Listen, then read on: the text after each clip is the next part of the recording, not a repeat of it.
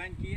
Instalment से आप villa बनाना चाहते हैं तो हमारे पास मुख्तलिफ प्लॉट्स मौजूद है। ग्रीन बैरिया भी हमारे पास है जो 75 स्क्वायर यार्ड के हैं, जहाँ वीडियो भी मैंने बनाकर आपको व्हाट्सएप की है। इसके अलावा मुख्तलिफ और भी परसेंटों में हमारे पास प्लॉट अवेलेबल मौजूद है। तैयार विला भी अवेलेबल है। इसके अलावा अपार्टमेंट भी हैं और कमर्शियल ऑफिस भी। ये बिल्डिंग देख रहे हैं कि हमारे कमर्शियल ऑफिस हैं। आप आना चाहें तो बिल्कुल इस पे भी आपको कमर्शियल ऑफिस मिल सकती है। कमर्शियल शॉप है हमारे पास। इसके अलावा बैरिया में बेहतरीन खूबसूरत अपार्टमेंट भी हमारे पास है।